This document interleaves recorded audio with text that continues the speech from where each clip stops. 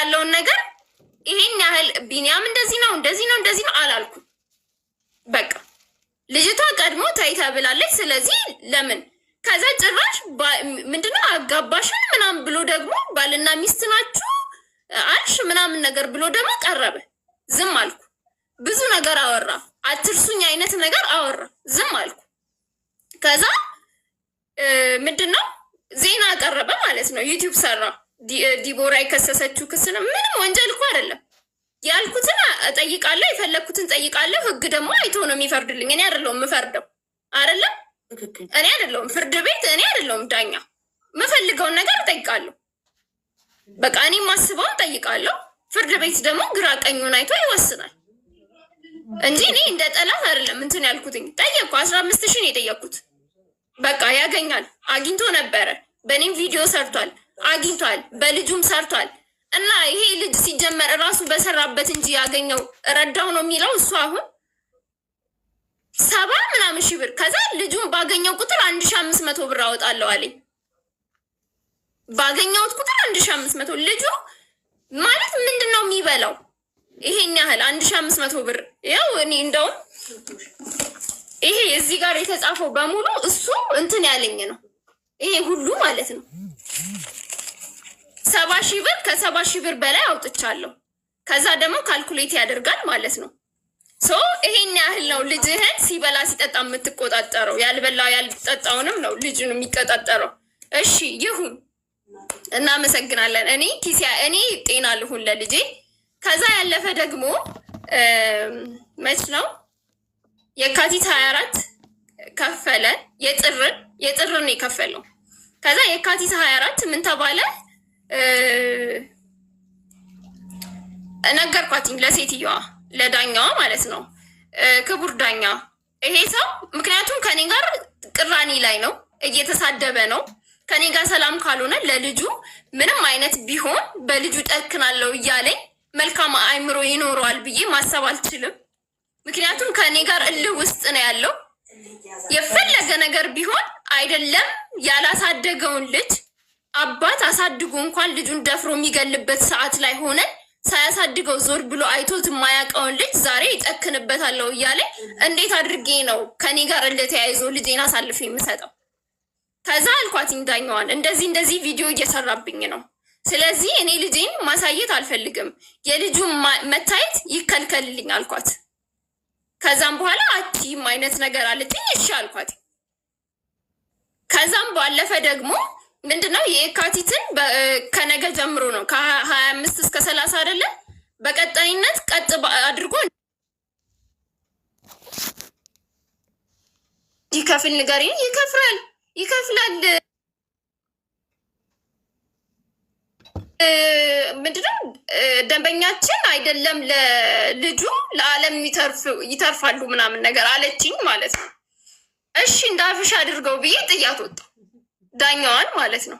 እና የሚገርምሽ ዳኞቹ ራሱ እንዴት አንቋሻው እንትን እንደሚሉኝ ሀሳቤ ሳልገልጽ ያባርሩኛል። እሺ ችግር የለውም፣ እኔ ልጄን ነው የምፈልገው፣ የልጄን ደህንነት እንጂ የእሱን ገንዘብ አይደለም። የካቲትን ዝም አልኩ፣ መጋቢት ዝም አልኩ። ሚያዝያ ላይ መጥሪያ ደረሰኝ። በቃ አትርሽኝ አይነት ነገር ነው በቃ የሆነብኝ ማለት ነው። ትቼዋለሁ እኮ ስጠኝ ብዬ እንኳን ደውዬ አናግሬው አላውቅም። የካቲት አልከፈለም፣ መጋቢት አልከፈለም። ሚያዝያ ሲደርስ መጥሪያ ደረሰኝ።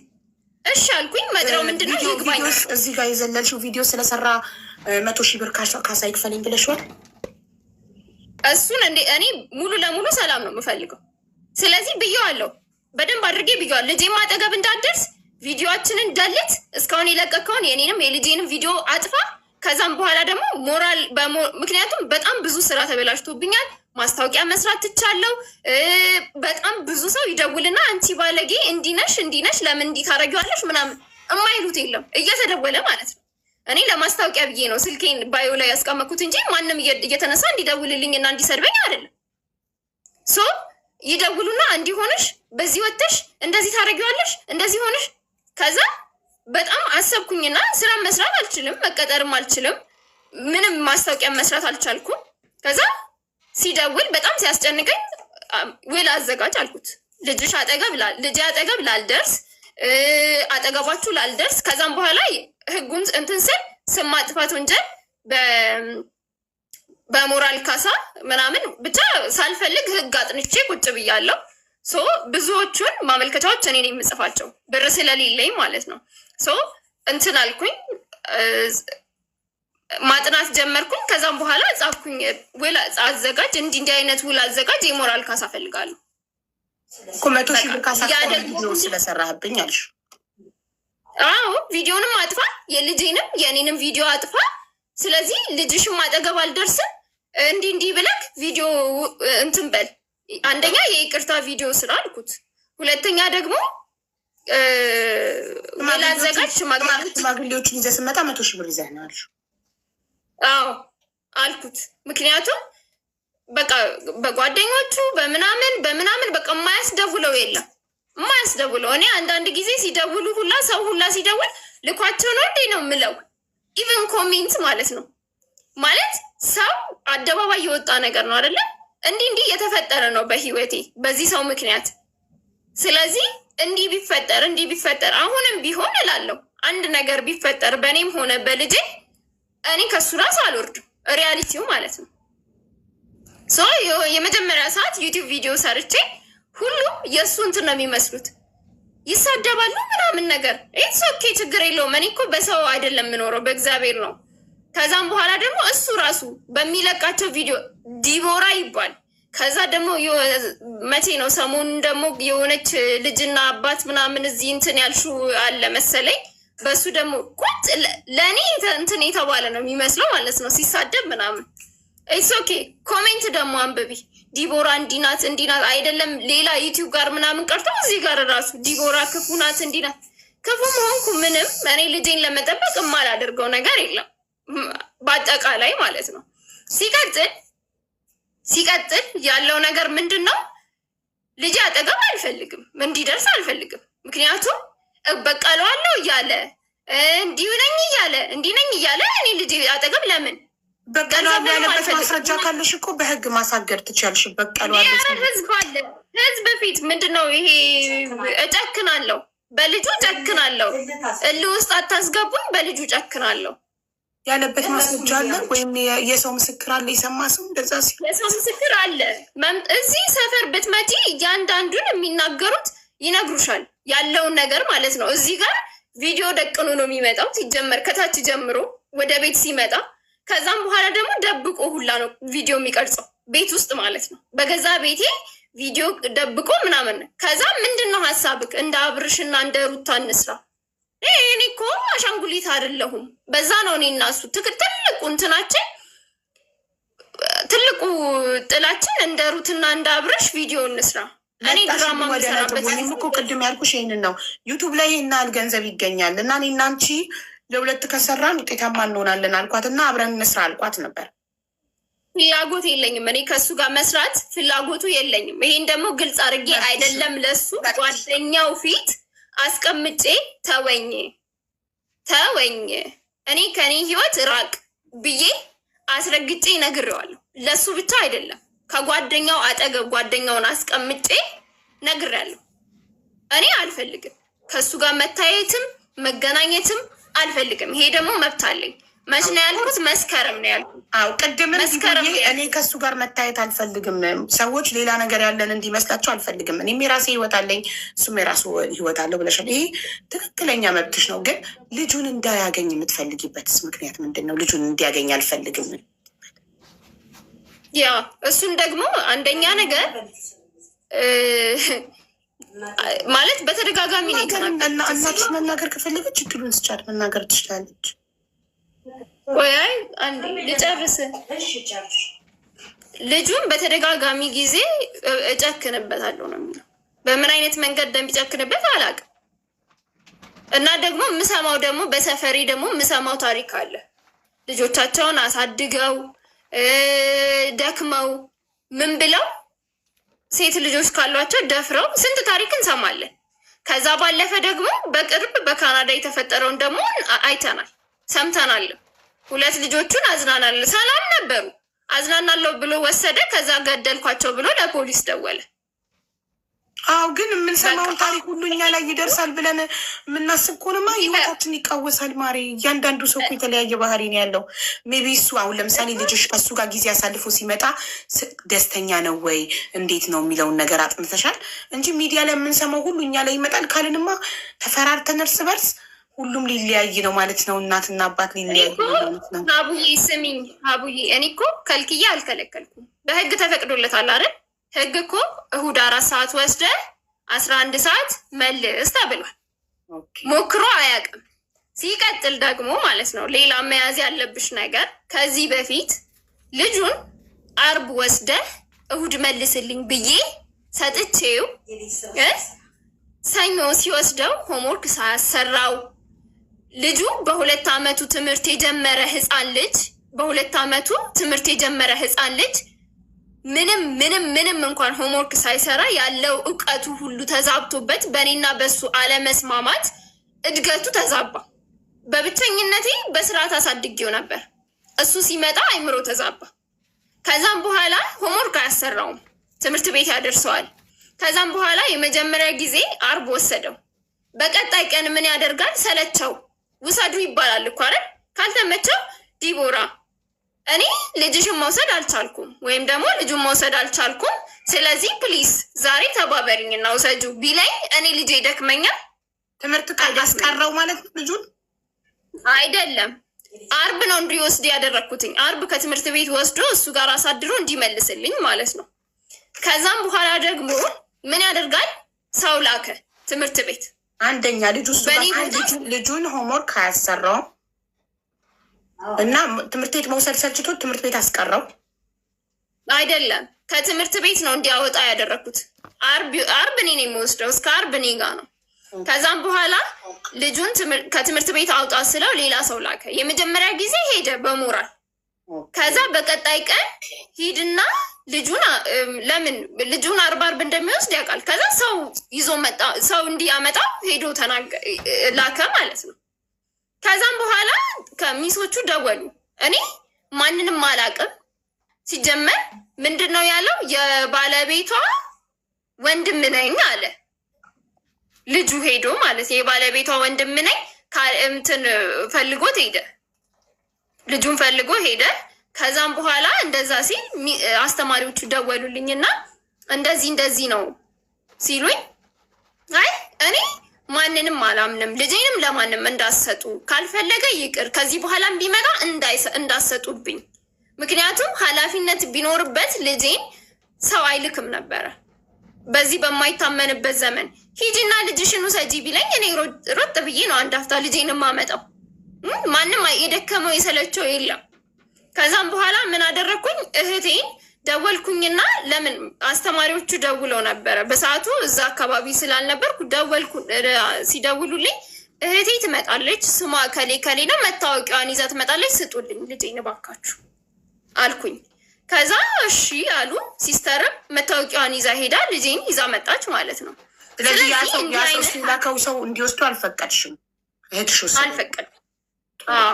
መታወቂያዋን አሳይታ ወሰደችው። ምክንያቱም ይሄ ሰው ትላንትና ነው የመጣው። በቃ ዲኤንኤ ይሰራልኝ አለ መጣ። ከዛም በኋላ ደግሞ ምንም እንትን የሚል ነገር የለም። ልጄን ቤተሰቦች ያውቁታል። እናቴም አባቴም ብሎ ያደገው በእኛ ቤተሰብ ውስጥ ነው። ስለዚህ ማናት ሲባል አክስቴ ናት አለ። መታወቂያዋን አሳየች፣ ወሰደች፣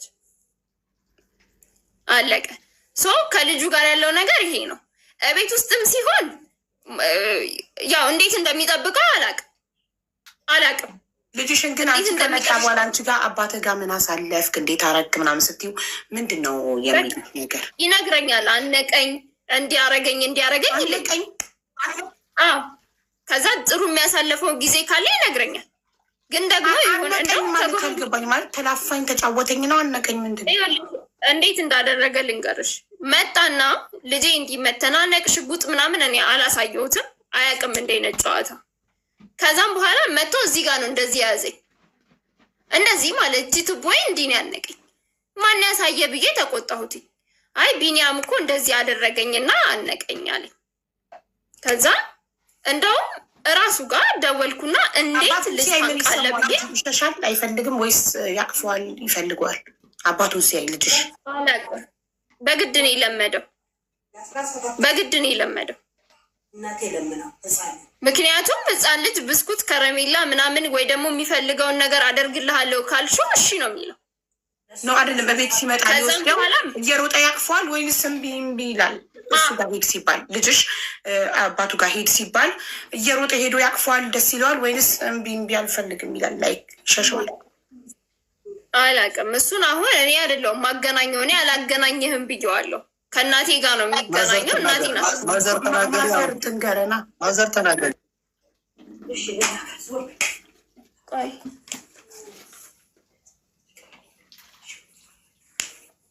ለምን ቆይ እንደዚህ ላድርግ? ሰላም ደህና ነሽ? ሰላም ማዘር እንዴት ነሽ? ሰላም ነው ይመስገን። አለን። እኔ እንኳን ካለኝ ሁኔታዎች እኔ በመጀመሪያ እንኳን እንደዚህ መቅረብም አልፈልግም። ዛሬ ስለቀረብኩም እንግዲህ ለሚመለከተው ሁሉ ሰላም እላችኋለሁ። መልካም ነው። ሆኖም ሰው እንደዚህ ተወያይቶ ችግር መፍታት መልካም ነው፣ ቆንጆ ነው። አንድ ነገር አለ። እኔ ምኖረበት የነበረው ከደንበል ጀርባ ነው። ስኖር ጎረቤቶች ይጠሩኛል። ሲጠሩኝ የሆነ የድሃ ነኝ እባካችሁን እርዱኝ የሚል ፊልም ቢኒያም ለቋል። ልጁን ታቅፎ ማለት ነው። ነይ እስቲ ይሉኛል ጎረቤቶቼ። እሺ እላለሁ። ይህን ፊልም ተመልከች ይሉና ያሳዩኝና እነሱ ሁሉም አንገታቸውን ይደፋሉ።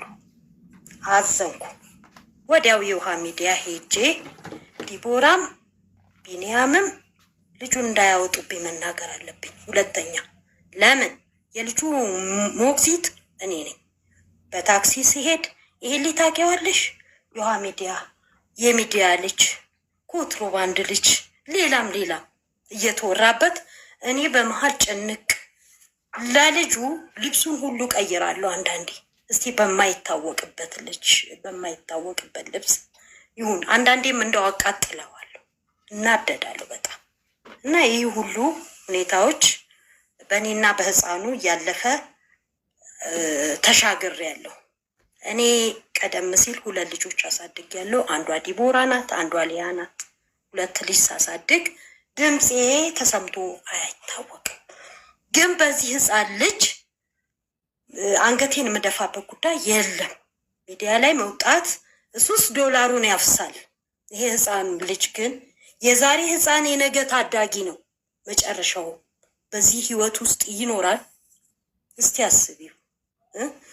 1 2 ቢኒያምና ህፃኑን ለማስተዋወቅ እኔ 17 ቀን ይፈጀብኝ። ህፃኑ ምን ያደርጋል? ማንም ልጅ ላይ ሰው ትልቅ ሰው ሲያገኝ ሄዶ እግሩ ላይ ጥምጥም ይላል። ያሳዝንሻል። ግን ቢኒያምን ለማወቅ ቢኒያም ይመጣል። አባትህ እኮ እኔ እኮ ነኝ ይለዋል። ከምንም ይቺ ጉልበቱን ያጥፍና ሰውነቱን አቀማመጡን መሀል ያደርግና ወደ ግድግዳው ነው የሚሸሸው። ይሄ ልጅ ምን ሆኖ ነው እንዲህ የሚሆነው? እስቲ ቆይ ሁሉ ጊዜ እንዲህ ሲሸሸው አንድ ቀን እስቲ ቆይና ቢኒያም ወተት ይግዛልህ ብዬ ሄድኩኝ ወደ ቢኒያም መንገድ። ሲሄድ 3 ሆነው እየመጡ ነው። እስቲ ዛሬ ስጋ ግዛለት ቢኒያም ምናምን አልኩት። እሺ ብሎ ግማሽ ኪሎ ስጋ የተፈጨ ጎድንም እንደዚህ ወደ 800 ብር አወጣ። ልጁ ግን በዛው ልክ ራሱ ቢኒያም ተሸክሞት ልጁ እያለቀሰ እንባውን ያንጠባጥባል። ቢኒያም ጭንቅላት ላይ ንፍጡን ሁሉ ይሄ ልጅ ላይ ግባቡ ነው እንዴ? 17 ቀን ሙሉ ገባሽ? ላይ ግባቡ ነው እንዴ ብዬ እቤት መጣ ልጁ። አሁን ቢኒያም እንትን ግዛ አልኩት፣ ሶፍት ግዛ፣ ዋይፕስ ግዛ አልኩት፣ ገዛ። እኔ የቢኒያምን ጭንቅላት አጸዳሁት። በቃ ጓደኞች እንዳያዩ ሂድ፣ በዚሁ ከነሱ ጋር ተመለስ። ልጁን ይዤ እኔ ገባሁ። መከርኩት፣ ልጁን ማለት ነው። እና ግን ከዛ በፊት ያጠፋው ጥፋት ቢኒያም ምንድን ነው? እሱ ልክ የመጀመሪያ ቀን 1 ላይ መጣ አይደለም እንዴ በጋረድኩ አለ። ማሚ በጉን ተመልከች አለኝ። አይ እኔ እኮ በጉን መመልከቱስ ልመልከት ምንም ማለት አይደለም፣ ግን እኮ እኔ ይቅርታ ያልኩ እዛው ሚዲያ ላይ ነው። ሚዲያ ብትቀርልኝ ነው ለእኔ ሀሳቢ። በግም ሳታመጣ ሚዲያ ምን ነው ብትቀርልኝ ነው አላማይ። ለምን ነገር ተከትሎ እንደሚመጣ ይገባኛል። ቢኒያም ሽማግሌ አምጣ ሲባል አንድ ሽማግሌ አላመጣም፣ ጓደኛውን ይዞ መጣ። ጓደኛው ደግሞ ዝም ብሎ ቲክቶክ ሰራተኛ። እኛ እኮ እዚህ ቢኒያምን እያስመከር ነው በእውነተኛ መንገድ፣ በእውነተኛ ጉዞ፣ በእውነተኛ ህይወት ሄደው። እውነትም እርግጥ ነው እሷም የራሷ አላማ የራሷ ጓደኛ ቢኖራትም እሱም የራሱ ጓደኛ የሷ አላማ ቢኖረው አይደለ እንዴ? ይሄ ህፃን ተጨንቆና ተሰድቦ ማደግ የለበትም። ሞግዚቷ በስምንት ወሩ በህግ ነው የሰጠችኝ። አልሰጥ ብላኝ አንቺ ተማሪ ሩልሽ ወደ ትምህርት መሆን አለበት።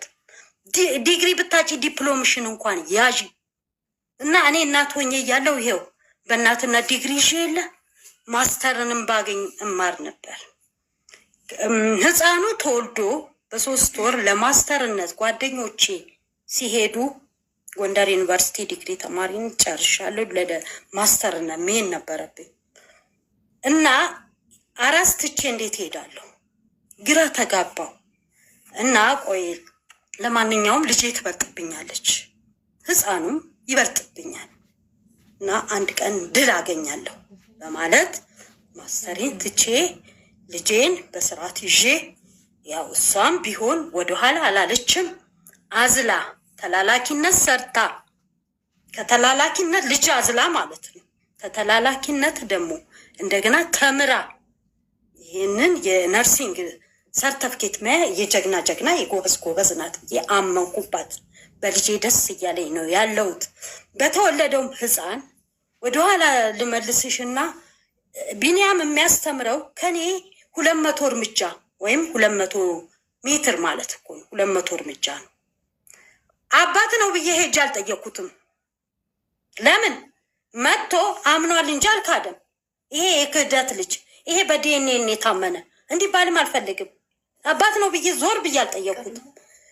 ቀድሞም መጥቶ አልካደም። ሲክድም አልካደም። እኔ እዛ ሚዲያ ላይ ክጄ ነበር። ምን እኔ እንጃ ምን ሆኖ ነው አልኩኝ። እኔ ራሴ ተራበ ተጠማ ለምን ጠጋ ብሎ አያማክረንም? እንረዳዋለን። ይህም አለው የልጄ ባልም አለ።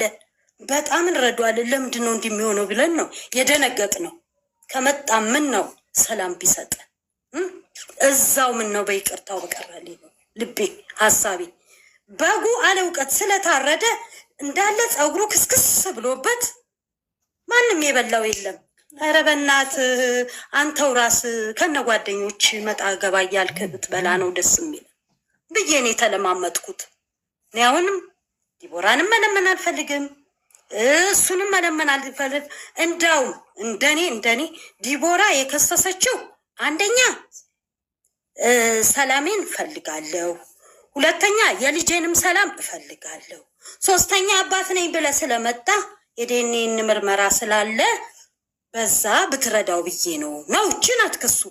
ብዙ ከባድ አይደለም። ልክ እንደ ከባድ ነገር ዲቦራ ከሳኝ ከዚህ ሚዲያ ጠፋው። ኧረ በኢየሱስ አይባልም እኮ ወንድሜ ልጄ።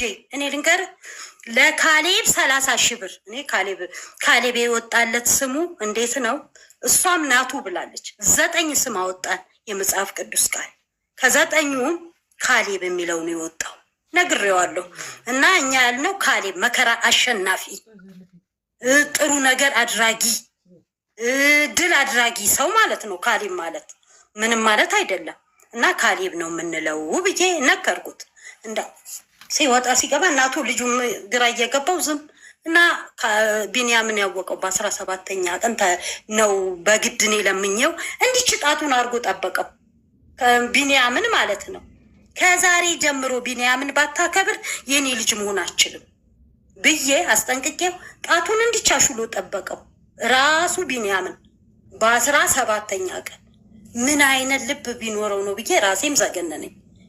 ህፃኑ ወንድ ልጅ ካየ ሄዶ ነው ላፍ የሚያደርገው። እንደገና መስከረም 1 የሆነውን ልንገር። 7 ሰው በተሰበሰበበት እኔ ነኝ አባት አለ። የሚረዳው ልጅ ነው እኮ በጣም ያሳደገው ልጅ ልደቱን እያከበረ ልብሱን ከህፃናት ልብስ ቤት ተፈልጎ እየተገዛለት በጣም እያሳመረ እያሳደገው ምን የቸገረው ነገር ከጡጦ አቅም ከዚህ ከማቀፊያ አቅም መጀመሪያ ሲወለድ በማቀፊያ ያቀፈውን ልጅ እኔ ነኝ አባቱ ብሎ ቁጭ ይኸው ዛሬ ድረስ ተውልኝ ስላለው እርግፍ አድርጎ ትቶት ያኛው ይኸው ዝም ብለን እየገረምን ነው በቢንያም ያለ ነው እንጂ እየተደሰትን አይደለም። ሰው ቢያንስ ቢበዛ ከመጣ ወዲያ ሰውን ሰላም ቢሰጥ ምን አለበት እህቴ? ያኛው ከማቀፊያ ጀምሮ እየገዛ ያሳደገው ምናችሁ ነው? የእህታችን የልጄ የዲቦራ የእህቷ ባለቤት የእህቷ አባል ከዚህ በፊት አባቴ ብሎ አባዬም የሚለው ያንን ነው ያንኛውን ነው። እና በቃ ቢንያም ደግሞ ከመስከረም 1 ጀምሮ እኔ ነኝ አባት ብሎ ሰውየውን ልጁን ካስደነገጠው በኋላ ለምነውም ቢያለ በ17ኛ ቀኑ ነገርኩሽ። ራሱ ቢንያምም ያውቃል እንዲች ብሎ ጠበቀው ለመታረቅ። እኔ እናት አልሆንህም ቢንያምን አባቴ ብለ ካላልከው እኔ እናት አልሆንም። ከዲቦራም ከቢንያምም እኔን ይመርጣል ልጁ እስቲል አሁንም ድረስ ግን በ17 ቀኑ የሚዘገንን ሁኔታ ልጁ እስቲ እዚህ ኮዬ ላይ የፈለገውን ሰው ብቻ ወንድ ይሁን እንጂ ቅፍ ያደርጋል። ያንንም ራሱ ዝግንን ይለኛል። እኔ የውሃ ሚዲያ ሄጄ ሁለቱም ቪዲዮ እንዳይሰሩበት ብዬ ሄጄ በማግስቱ ስመጣ ሄጄ መጣው። ሰዓት እኮ ረፍዷል፣ አጉል ሰዓት ነው የመጣሽው። እኔ እንደመጣው ሳይሆን የምትመክሩልኝ ሁለቱንም አልኩኝ። እኔ ለእሷም ለሱም አልፈለጉ የምትመክሩልኝ ቪዲዮ ላይ እንዳይወጣ። ይሄ ህፃን የዛሬ ታዳጊ ቢሆን ነገ ዛሬ ህፃን ቢሆን ነገ ታዳጊ ነው። ይህ ሰው ትልቅ ቦታ ይደርሳል። በ2 ዓመት ከ3 ወሩ ትምህርት ቤት ያስገባሁት እኔ እናቱ አዝያው ሸፍኘው ነው የምወስደው ደብቄው። ከዛ ትምህርት ቤት ላስመዘግበው እንኳን ሲሄድ ዳይሬክተሩ ፊት ልቀቁኝ አለ። ለምንድን ነው የምታዝልኝ? ገብቼ ነው የምማረው። ልጁ እንደዚህ አለ ብለው ገርሟቸው መዘገቡልኝ። አሁንም እዚህ ከኛ አካዳሚ ነው የሚማረው። በጣም ጠንቃቃ ናቸው። በጣም አመሰግናቸዋለሁ። እግዚአብሔር ይስጣቸው፣ የተባረኩ ይሁኑ። ሰው የሚያውቁ ሰው ለህፃን ልጅ አይሰጡም አሳልፈው። እና የዲቦራና የቢንያም ኮዬ ላይ አለ እኔና ዲቦራ ሆነን ልጃችንን እንደ ፍቅረኛ መካከል ላይ አርገን እንዙር ነው። በቃ ችግሩ ይሄ ነው። የቢንያም መዞር ቀልድ ነው እንዴ? እሱ እንግዲህ እዛ መሀል ሲቀርጽ ለመዋል ነው። ለምን የመጀመሪያ ጥሩ ብር አስገኝቶ ዳሎል ኢንተርቴንመንት ብዙ ብር አስገኝተዋለች። ሁለተኛው ደግሞ ርዕሱ ይሄ ነው ሆኖ እንግዲህ በአንዴ ወይ መኪና መግዛት ይሆናል ወይ ቤት መግዛት ይሆናል። ሁሉም አላፊ ጠፊ ነው፣ ከንቱ ነው። ግን ከንቱ ያልሆነው ምን የሰው ልጅ ህይወት፣ የዚህ ህፃን ልጅ ህይወት። እኔ ወደ ይቅርታ አድርግልኝ የውሃ ሚዲያይን ተናገሬ ስመጣ እሱ በማግስቱ እንትን ላይ ባጃጅ መሳፈሪያ ላይ ተገናኘ። እሱ ሌላ ሰው ነው የሚጠብቀው እና ገጠመኝ ሆኖ ማውራት መጫወትም ማመጣንና ረጅም ወሬ እያወራን ግን አለ ልጁም ላይ እልህ ታስይዙኛላችሁ ወይ አባት ሆኖ እልህ ታስይዙኛላችሁ የሚል ሰው መጣ። በግብፁ እንደዚህም አላልኩትም። ውስጤ ተብሰለሰለ። ልጁን ሳይ አለቀስኩ። ለምን እኔ ነኝ እሱ ጋር አባዬ ካላልክ አልለቅህም፣ እኔ እናት አልሆንህም ብዬ በሚገባ ለመታረቅ ጣቱን አሹሉ የሄደው የኔን ቃል ፈልጎ ነው። ህፃኑ እልህ ታስይዙኛላችሁ። አባት ከመቼ ወዲያ ነው እልህ የሚይዘው ህፃን ልጅ ላይ? እንደገና ዲቦራ በዚች በ3ቱ ቃል ስትከሰው ልጄን አክብር፣ እኔንም አክብር፣ ለልጁ እርዳ ነው፣ ሌላ ነገር የለም። 15,000 ብር ቀላል ነው፣ ከባድ አይደለም። ለልጁ እና በእናትየው የሰራህባቸው ወለድ ባንክ ውስጥ እንኳን ብትከት 50 ሺህ ብር አያጡም። ልጁ ህፃኑ ተምሮ ዲግሪውን ይዞ እስኪንከባከብ ድረስ ያደርሰው ነበር። 15,000 ብር ለምን ሆነ? 10,000ስ ቢሆን አቤት ተመስገን ነው። 10,000ስ ቢሆን ህፃኑ 10,000 ቢወሰንለት እንደገና 4,000 ብር በኢየሱስ ስም እግዚአብሔር ይገስጽህ። እኔ 2 ልጅ ሳሳድግ ከአባትየው ጋር አንድ ቀን በልጆቼ ላይ እልተያይዘን አንተዋወቅም። እላስይሻለሁ ምን እልሻለሁ። የግል ጥቅሜንም አይፈልግም፣ የእሱንም ጥቅም አልፈልግም። ተከባብረን 2 ልጅ በሚገባ አሳደግኩ። ግን በጣም ከሚደሰተው ነገር በዛ ሰዓት ህግም አግዞኛል። ይሄ ህፃን ልጅ እሁድ ለታ በ4 ሰዓት አባቱ ይዞት ይሄዳል። በ11 ሰዓት ይመልስ። የቁም እስረኛ ነው እንዴ? ዳኛዋስ ቢሆን እንዴት መሰለሽ? እድሜ ቆሞ አይጠብቀውም። ህፃኑን ልጅ ተንከባክቦ አይዞ አይዞ ብለን አሁን ነው በትምህርት እና በእድሜው ላይ መሄድ ያለብን እንዴ። ምን ነው ዲግሪ ይሻለው እንላለን። እንደ ዲግሪ ነው ማሰብ ያለብን። ይሄ ህፃን ልጅ አንድ ቀን እኔ ሐሙስ ቀን ሰጠሁት ማታ፣ ዓርብ ዕለት ሙሉ ቀን ስራ ነኝ። ቢኒያም አደራህን ብየው ሄድኩኝ። ትዝ ሲለኝ የቤት ስራ አልሰራም። ሄሎ ቢኒያም በስልክ ነው፣ አደራ የቤት ስራ አለው